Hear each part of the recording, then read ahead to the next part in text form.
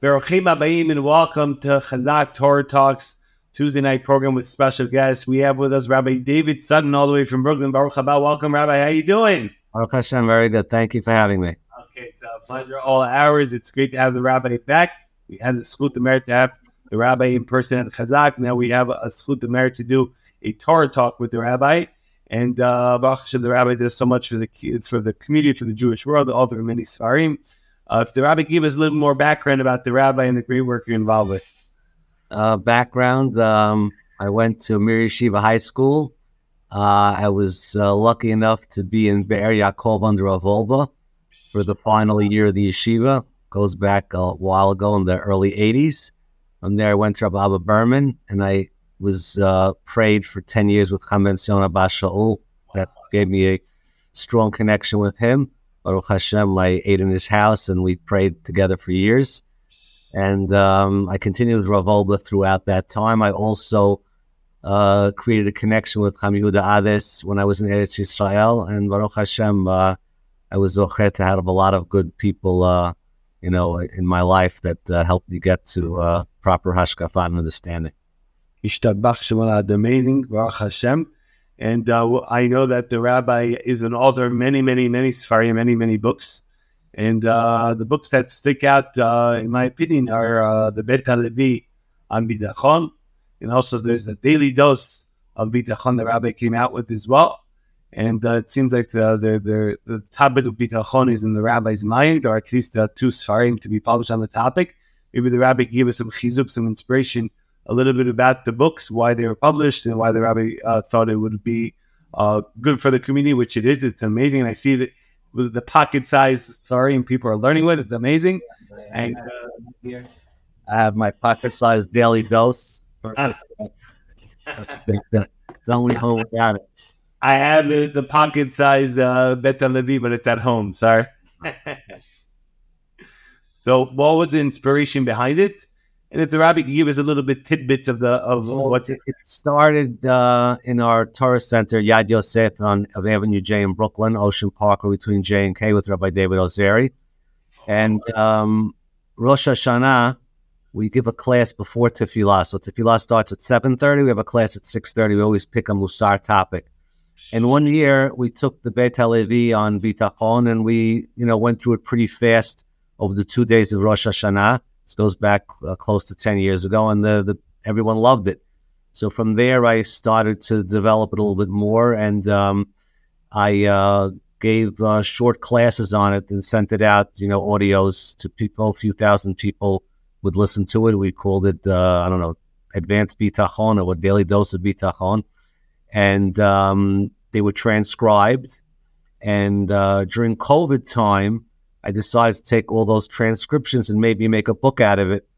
And we were stuck at home for 2-3 months. And myself and my son and some of the other family members, we just, brainstormed and just worked on Bitachon during the COVID era. So although COVID was a challenge for many, but it gave us that time. We had, 3 months dedicated to just working on that. And that's where the Beit HaLevi came from. And then we continued giving the audio clips on Chovot Levavot, and that developed into the Daily Dose of Bitachon as well. And it's just, Rav Wolbe used to say, he wrote this at the beginning of his Sefer Alei Shur. So the beginning of the Alei Shur, which I also happen to have on my desk because I don't leave home without it. So the beginning of the Sefer, on the front page, it says, Lukat v'chubar, v'siyata d'shmaya, with the help of the heavens, v'schut harabim, and the merit of the masses. Rav Wolbe said many times that he believed that the Divrei Torah that he said, he was just a conduit, he was just a tzinor, and he was a pipe, but really it's the Rabbim that needs it. So it seems at the end of time, Bitachon is necessary, and therefore Hashem is sending it. I'm just the conduit. Interesting, you have the Beit HaLevi book. In the beginning, it describes a little bit of the manuscript. I got more information later. A new book just came out a week or so ago, actually a month ago, called Ahavat Yisrael, the Beit HaLevi's comment, essay on Ahavat Yisrael. And there we go in the introduction more at length, how the manuscript was literally in a suitcase for close to 100 years till it came from Europe with his youngest son, and eventually from his son to his the Beit HaLevi's grandson, and finally the Beit Levi's grandchildren put it out. Great-grandchildren put it out. And Rabbi Yaakov Hillel in the introduction writes that Hashem, planned it now when we need bitachon more than ever. So it's really, it's just the desire for bitachon is really creating these books. It's really the need of the people that's bringing it about. Amazing, Baruch Hashem, and we see that it's inspiring and transforming lives. So, Chazaq Rosh Hashakach. Thank you to the Rabbi. And a question that many people ask, and I get this a lot as well, is what's the difference between bitachon and another very popular topic, which is emunah? Is it one and the same? Is it not? So it's a beautiful mashal that brings it out. There was one of these daredevils that would, go on a tightrope between two buildings or two mountains, and people would cheer him from the crowd, and then he would, put a wheelbarrow in the back and go back and forth with a wheelbarrow, and then, he's asked everyone, "Do you believe I can go back and forth?" And everyone's, "Yes, we believe you could do it. We believe you could do it." And he says, "Anybody want to sit in the back of the wheelbarrow as I go back and forth?" And nobody raised their hand but one little boy. And that little boy got on and actually went back and forth with him in the back. And the rabbis used the mashal to explain, like, everyone believes that he could do it, but only the little boy actually relied on him. There's a difference between belief and really reliance. And as the story goes, they asked the young child, "Why did you, have the courage to do that?" And he says that the daredevil was my father. So the daredevil was my father. So that's really what's going on. HaKadosh Baruch Hu is our Father, and we have to rely on Him. It's not enough. It's not just a trust. I trust Him in my head, but I'm really going to, so to say, put my money where my mouth is and rely on Him. Wow, beautiful, Mashal, beautiful, powerful, a parable, bitachon and emunah. So how does one, make this bitachon and having emunah, making it realistic? How does one attain it? How does one achieve it? Is there like a way or advice or tips the Rabbi could give us?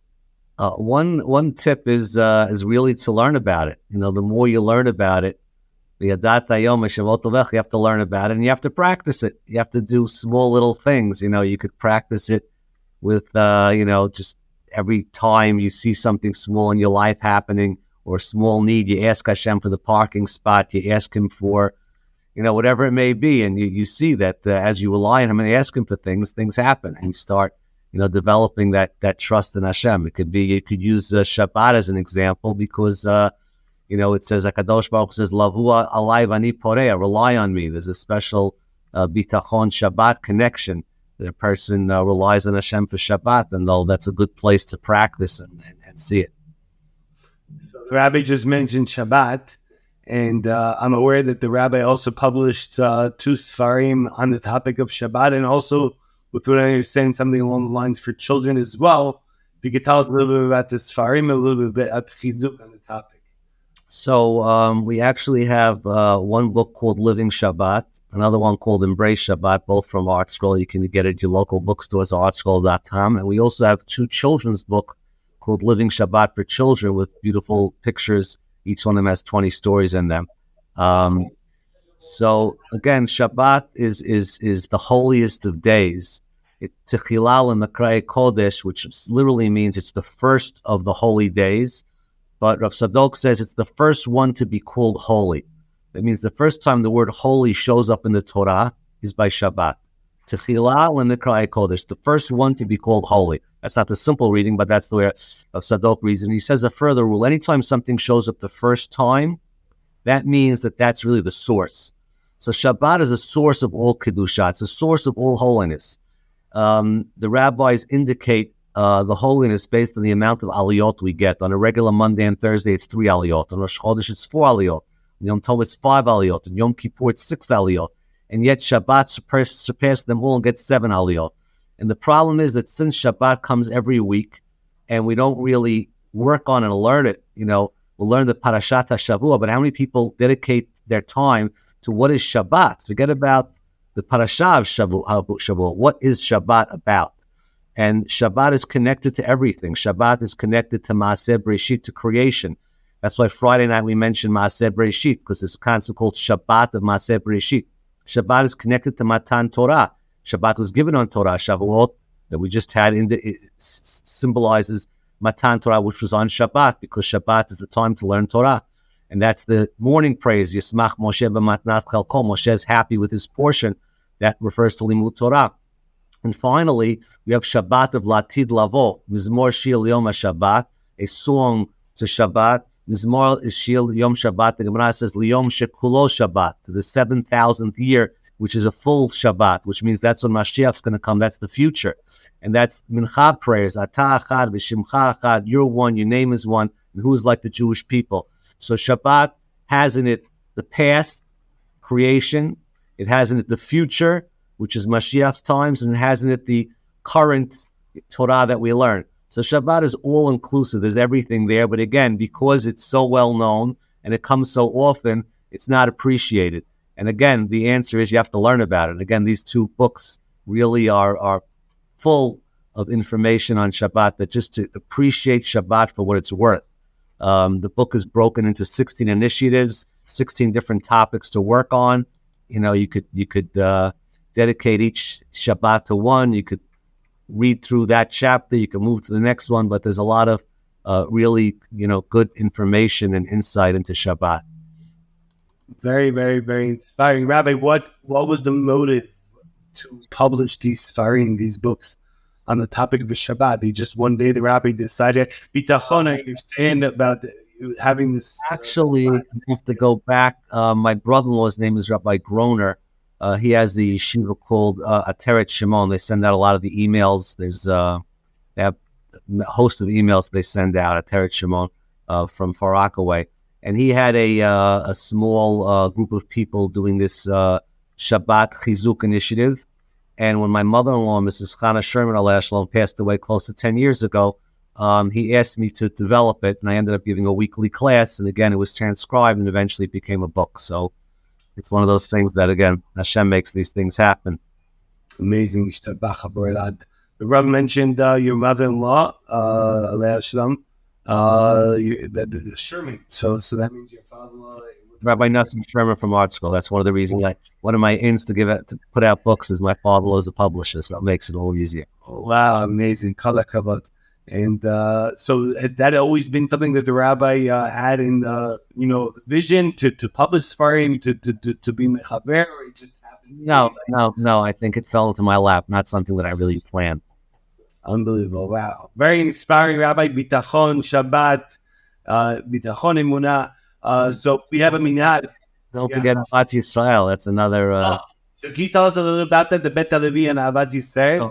The Beit HaLevi, as we said, had some kitvei yad, some manuscripts that were not known. They weren't published till 1985 in one of the Beit HaLevi's on Chumash. And there he has 3 essays. More well known is the essay on Bitachon.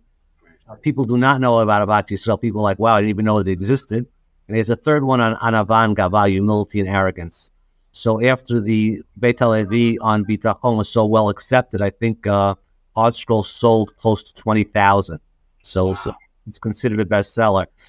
They decided let's try to we're going to put out Avat Yisrael. So as we said, it came out a few weeks ago, and it's again Beit HaLevi is very deep and very insightful. And there's a lot of interesting insights and footnotes and stories. There's actually... It's not just a translation. It's what? It's not just a translation. Right. Besides the translation, there's insights and footnotes like the Beit HaLevi and Bitachon. And there's 2 additional sections. One is how Avat Yisrael shows up by each holiday. It means, what's the connection in Shavuot? What's the connection to Tisha B'Av, Rosh Hashanah? Every holiday has an Avat Yisrael connection. There's also a section of about 50 pages that talks about Gedolim stories. Wow. All over us about Avat Yisrael. It's definitely something worth getting.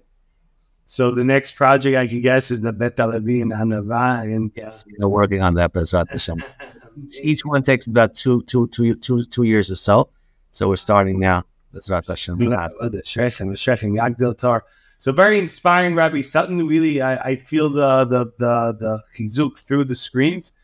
We have a minhag at our Torah Talks podcast that we have. Is a final message that the Rabbi could give us a takeaway. So many gems that we've heard so far. A final message. That's a good question. What's the final message? What's the takeaway, Rabbi? If you would have to give one final message to all of Chazaq, the entire Jewish people. Wow. That's a heavy one. A final message. So for me, my final message, if you're going to everybody, it's something that's been I've been thinking about lately, and again, it has to do with bitachon, it has to do with avat yisrael, it has to do with anava, which is that it's a saying from the Gaon of Vilna. He had in his final will and testament of Yerucham Levovitz, quotes it on his Elul Sichot, his Elul essays and courses. He says that when you get up in the morning, you should have the following three things in mind. You should think today is the only day. I am the only person. And the page of Gemara that I have to do, whatever my mission is the only page that exists. Because quite often people get up and say, what's the difference if I'm here or if I'm not here? If I don't go to shul, I don't go to shul. Who really cares? Who really knows? No, b'shvili nivra olam. You are the only man in the world. If you don't go to shul, no one's going to shul. If you don't give tzedakah, no one's giving tzedakah. It's about you. Because Hashem did create the world for you, and you have your own world. And you're going to say, well, maybe tomorrow. Now, tomorrow's another day. Today will never repeat itself. Every day is a day, and what you didn't do today, can't be done tomorrow. Every day has what it can be done. And you can say, well, at the whole Shas, what's one page?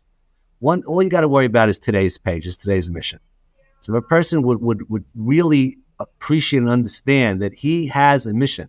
No one, since the beginning of time or the end of time, was created just like him. No one can do what he can do. And a lot of reasons why people get down and depressed is because they don't really feel they have meaning and purpose in life. Like, what am I doing? What difference do I make? And you have to realize that if you get up in the morning, Hashem decided that the world can't survive today without you. Because you got up, and we need you here today. And there's something that you can contribute and something that you can do. And we don't always know what it is. What can I contribute? What can I do? Well, just living your life the way the Torah wants you to is going to bring the world to become a better place based on you living it the way you're supposed to live. And that's to me, that's the Gaon of Vilna's message. So I think it's an important one. Rabbi David Sutton, what a powerful message! What chizuk, what inspiration! Emet kol hakavod. Torah, Rabbi should continue spreading Torah, spreading the light, bitachon in Shabbat and Avat Yisrael, and we encourage everyone, all local Jewish bookstores around the world, artschool.com, right, Rabbi? It's via Artschool. Yes, for sure. Of course, it's fair. We have to make that. But all seriousness, Rabbi Sutton, it was very, very, very big chizuk, very inspiring. I had the bitachon, the Bet Levion bitachon. We went through it. Very, very inspiring, amazing insights. Gives a person that boost that he needs. So we encourage everyone to check it out. We want to thank Rabbi Sutton for all that you do for Klal Yisrael. We want to thank all the podcast platforms and all the hosts and all the Torah and everyone that's having our podcast players. And we want to thank Daily Giving as well. For sponsoring the Torah Talks in $1. They goes a very, very far away. We encourage them to look into that. The entire team at Chazaq over here, Baruch Hashem, day and night working to make shiurim programming. But the main focus is, and this is right now, this is prime time. Everyone watching all over the world. If you know a family member, a friend, a neighbor that has a child in the public school system, Chazaq's mission is no child shall be left behind. Every single Jewish child deserves Jewish education before this September new school year. We're very, very, very busy, but we're ready to take on more. Baruch Hashem, over 1,500 Baruch Hashem have already been chanted the last few years alone, but we could do much more. Baruch Hashem, reach out to Chazaq, send us suggestions for future guests as well for Torah Talks, Chazaq's Tuesday night programs. And once again, we want to thank Rabbi David Sutton, our special guest. It was very inspiring, and we really appreciate it. Thank you very much. Thank you.